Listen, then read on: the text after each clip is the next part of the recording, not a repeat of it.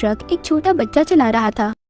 ये नक्शा स्लम्बरलैंड का है। अगर तुम्हें कुछ भी हो गया तो इसकी जिम्मेदार तुम खुद होगी। हमें एक छोटी बच्ची नीमो को दिखाया जाता है जो अपने डैड के साथ एक छोटी सी आइलैंड पर लाइट हाउस में रहा करती थी। उनका घर एक लाइट हाउस था। नीमो इस जगह को बहुत पसंद करती थी। एक दिन नीमो के डैड उसे कहते हैं कि अगर तुम मेरे एक सवाल का सही जवाब दो तो मैं तुम्हें इस लाइट हाउस की चाबियां दे दूंगा। उसके डैड उससे पूछते हैं कि लाइट हाउस क्यों बनाया जाता है। तब नीमो जवाब देती है कि शिप्स की डायरेक्शन पता करने के लिए, उनको सही रास्ता बताने के लिए और मुसीबत में उनकी मदद हो सके। नीमो के डैड कहते हैं कि बेटा अभी ये सही जवाब नहीं है। जिस दिन तुम मुझे सही से इस बात का जवाब दोगी, यहाँ की चाबियां मैं तुम्हें दे दूंगा। रात को डैड उसे कहानी सुनाते हैं कि एक दिन मैं और मेरा दोस्त समंदर में चमकीले मोती ढूंढने गए थे, पर तूफान में कहीं पर मेरा दोस्त गुम हो गया। फिर मुझे नहीं पता कि वो कहाँ गया। नीमो अपने डैड की कहानी को बहुत ही गौर से सुन रही थी। तभी उसके डैड को मैसेज मिलता है कि समंदर में तूफान आ गया है, इसीलिए उन्हें अभी काम पर आना होगा। नीमो के डैड अपने काम पर निकल जाते हैं। आधी रात को जब नीमो सो रही थी तो उसकी आंख खुल जाती है क्योंकि उनका छोटा सा आइलैंड सुनामी तूफान की लपेट में आ गया था और लाइट हाउस में भी पानी आ चुका था। नीमो उस पानी में डूब जाती है। वो अपने डैड को देखती है। जब ये उनकी तरफ जाने लगती है तभी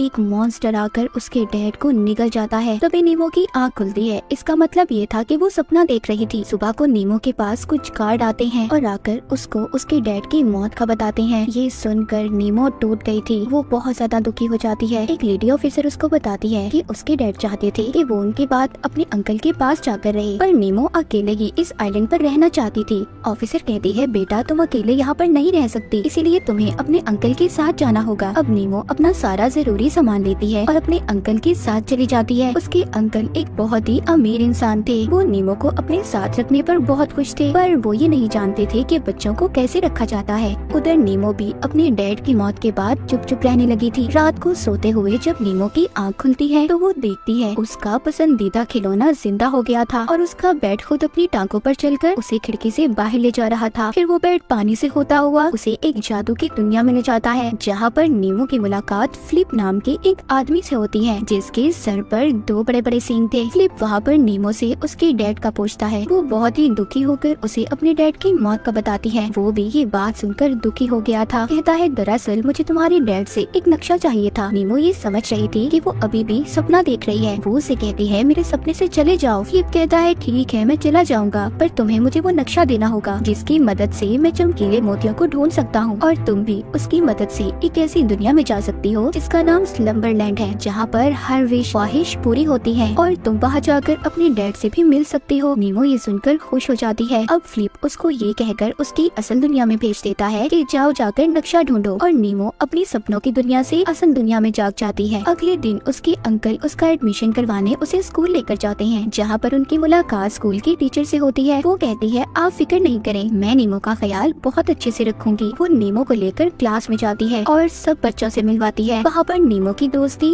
एक लड़के से होती है जो उसका बहुत अच्छा दोस्त बन गया था। वो उसको भी अपने डैड के बारे में भी बताती है। रात को नीमो के अंकल उसे दरवाजे का लॉक खोलना भी सिखाते हैं। असल में उनका बिजनेस दरवाजों के लॉक्स बनाने का था। रात को दोबारा से नीमो का खिलौना जिंदा हो गया था। उसके डैड का नक्शा भी उसे मिल जाता है। अगली सुबह जब नीमो स्कूल जाती है तो वो अपने अंकल के फोन से स्कूल में एब्सेंट लगवाकर स्कूल के ऐसे हिस्से में चली जाती है जहाँ पर जाना मना था। वहाँ पर जाकर कपड़े बदलती है और वहीं पर अपने खिलौने को लेकर सो जाती है। दोबारा से सपने में जाते ही वो फ्लिप को नक्शा दे देती है, पर वो नक्शा लेते ही उसकी मदद करने से मना कर देता है। कहता है यहाँ से जाओ, मैं तुम्हारी कोई मदद नहीं कर सकता। पर नीमो वापस नहीं जाना चाहती थी। कहती है कुछ भी हो जाए मैं तुम्हारे साथ जाऊंगी, मैं अपने डैड से मिलना चाहती हूँ। फ्लिप कहता है ठीक है तुम मेरे साथ जा सकती हो, पर इस दौरान अगर तुम्हें कुछ भी हो गया तो इसकी जिम्मेदार तुम खुद होगी।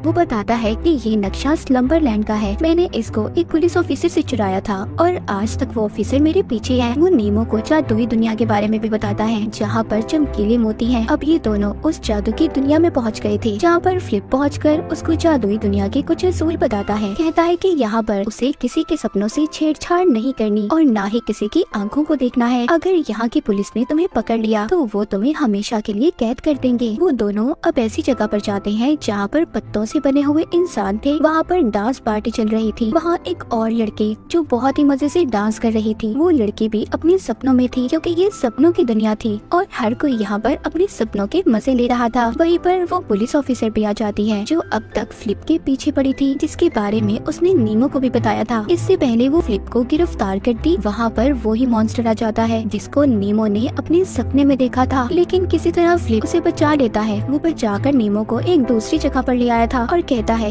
ये सब तुम्हारी वजह से हुआ है, तुम्हारे सपने की वजह से वो मॉन्स्टर यहाँ पर आया है। तभी नीमो को कुछ होने लगता है और वो सपनों की दुनिया से गायब होकर असल दुनिया में आ जाती है। उसकी नींद से आँख खुल गई थी। उसके अंकल अब उसे स्कूल से लेने आते हैं। उसको साथ ले जाकर वो उसे एक बोट कश्ती तोहफे में देते हैं, पर वो कहती है मुझे ये नहीं चाहिए, आप इसको अपने पास ही रखें। वो लेने से इनकार कर देती है। रात को उसके अंकल उसे समझाते हैं कि तुम्हारे डैड के जाने से तुम्हारी जिंदगी खत्म नहीं हुई, तुम्हें तो अभी अपनी जिंदगी को और जीना है। पर नीमो अपने डैड की मौत के सदमे से अभी भी बाहर नहीं आई थी। वो जब सोने जाती है तो उसे नींद भी नहीं आती। उसके अंकल उसके पास आते हैं और उसको कहानी सुनाते हैं। कहानी सुनते ही नीमो सो गई थी और फिर से वो अपने सपनों की दुनिया में चली जाती है, जहाँ पर फ्लिप उससे अब उसके डैड का नक्शा ले लेता है और कहता है अब तुम जाओ यहाँ से अपने घर। नीमो कहती है मैं यहाँ से नहीं जाऊंगी, मेरा कोई घर नहीं है, मुझे तो बस अपने डैड से मिलना है। फ्लिप कहता है तुम अभी डरी हुई हो, बुरे सपने तुम्हारा पीछा कर रहे हैं। लेकिन नीमो अपना सफर जारी रखना चाहती थी। वो फ्लिप से पूछती है तुम असल दुनिया में क्या हो, जिस पर वो बोलता है मैं नहीं जानता मैं कौन हूँ और असल दुनिया में मैं अब तक जागा भी नहीं हूँ। अब ये यहाँ से आगे जाने के लिए एक ट्रक में चढ़ते हैं, क्योंकि फिर से वो पुलिस ऑफिसर इनका पीछा कर रही थी। ये ट्रक की आगे वाली सीट पर बैठ जाते हैं। तभी ये देखते हैं कि वो ट्रक एक छोटा बच्चा चला रहा था। वो ट्रक उस बच्चे से नहीं संभलता। ये सभी पानी में गिर गए थे। ये लोग ऑफिसर से तो बच जाते हैं, पर अब ये डूब रहे थे। ये किसी तरह खुद को बचाते हैं और एक बाथरूम के रास्ते से बच निकलते हैं। फ्लिप और नीमो को इस एडवेंचर में बहुत ही मजा आ रहा था, पर पुलिस ऑफिसर यहाँ पर भी पहुँच गई थी। वो एक गन से दोनों को शूट करती है, जिससे वो मरते तो नहीं पर फंस जाते हैं। वो दोनों अब आहिस्ता आहिस्ता चल रहे थे। पुलिस ऑफिसर फ्लिप से कहती है मेरी उम्र 116 हो चुकी है, मुझे तो अब रिटायर भी हो जाना चाहिए, लेकिन तुम्हारी वजह से मैं इस सपनों की दुनिया में फंस चुकी हूँ। वो उससे नक्शा मांगती है जो फ्लिप के पास नहीं था।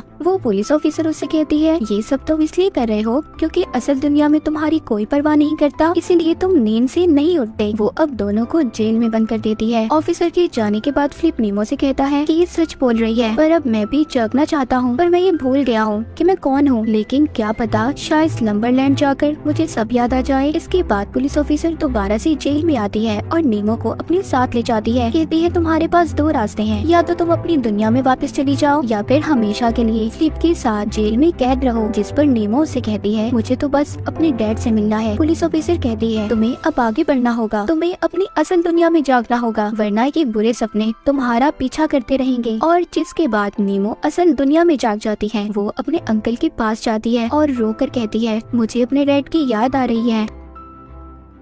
तो उसके अंकल उसे एक वीडियो दिखाते हैं। नीमो देखती है उसके अंकल ने उस वीडियो में बिल्कुल सपनों के फ्लिप जैसे कपड़े पहने हुए हैं। उसके अंकल उसे बताते हैं मैं बचपन में बहुत शर्मीला था, जब मैं और तुम्हारे डैड दोनों खेला करते थे तो मैं किसी तरह के भी कपड़े पहन लिया करता था। तुम्हारे डैड की जिंदगी में तुम्हारी मॉम आई तो वो दुनिया घूमने निकल गई और मैं बस अकेला रह गया, बिल्कुल अकेला। वो कहते हुए बहुत ज्यादा उदास हो गए थे। नीमो उनसे कहती है मेरे डैड हमेशा रात को मुझे आपकी कहानी सुनाया करते थे। अगली सुबह ये जब स्कूल जाती है तो स्कूल की उसी जगह पर जाकर नीमो सो जाती है और फिर दोबारा से अपने सपनों की दुनिया में उठती है। ये अब अपने अंकल की दी हुई चाबी से फ्लिप के जेल का ताला खोलती है और उसे अपने साथ बाहर ले आती है। जब भी उसे यहाँ से लेकर जा रही थी तो पुलिस ऑफिसर इनको फिर से देख लेती है, पर इस बार नीमो उसकी गन से उसी को टाइम लूप में फंसा देती है। फ्लिप उसके साथ तस्वीर भी बनवाता है। जिसके बाद ये लोग बर्फीली जगह पर आ गए थे, पर यहाँ पर भी ऑफिसर पहुँच जाती है जो इनको पकड़ना चाहती थी। वो अब तक इनका पीछा कर रही थी। ये उससे बचने के लिए ऊंचाई से छलांग लगाते हैं और बड़े बड़े परिंदों पर बैठकर एक छोटे से घर में पहुंच गए थे, जहां जाकर ये दोनों लाइट हाउस में पहुंच जाते हैं। वहां पर पहुंचकर नीमो से कहती है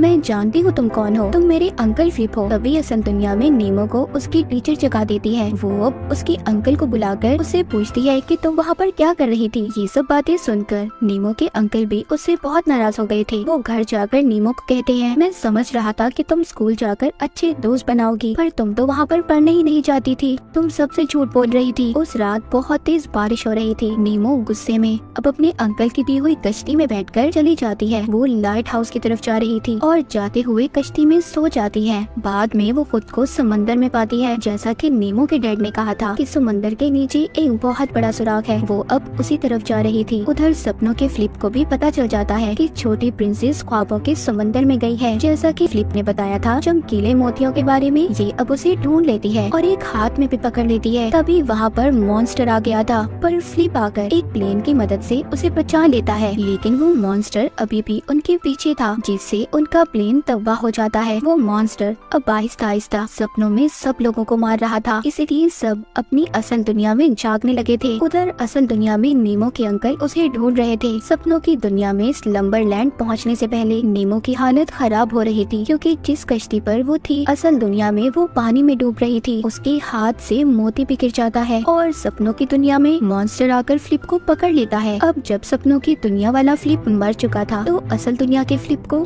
न जाने क्या हुआ था। वो नीमो को बचाने पानी में कूद जाता है। उधर सपनों की दुनिया में जब मॉन्स्टर गायब हो गया था तो ऑफिसर नीमो के पास आती है। वो उसके हाथ में मोती देखती है और कहती है कि तुम्हें जो सपने कोई भी देखने का कहता है तुम बस वही देख लेती हो, जिसके पीछे कोई सच्चाई नहीं है। तभी नीमो खुद को लाइट हाउस के पास पाती है, जहाँ पर अपने डैड को देखती है। ये जल्दी से भागकर अपने डैड के पास जाती है। ये लाइट हाउस की ऊंचाई पर जाकर खूब मजे करते हैं। वहीं पर असल दुनिया में नीमो के अंकल फ्लिप उसे होश में लाने की कोशिश कर रहे थे। सपनों की दुनिया में नीमो के डैड उसे समझाते हैं कि तुमने अकेले ही सफर को पूरा किया है और आगे भी तुमने अकेले ही सफर को तय करना है। असल दुनिया तुम्हारा इंतजार कर रही है मेरी जान, तुम किसी भी कीमत पर उसे नहीं छोड़ोगी, तुम्हें वापस जाना ही होगा। तभी हकीकत में असल दुनिया में नीमो को होश आ जाता है। उसके अंकल उसे गले लगा लेते हैं और कहते हैं अब दोबारा मैं तुम्हें अकेले नहीं छोड़ूंगा। अगले दिन हम नीमो को देखते हैं, जिसने स्कूल में अपने बहुत से दोस्त बना लिए थे। ये कहानी यहीं पर खत्म हो जाती है।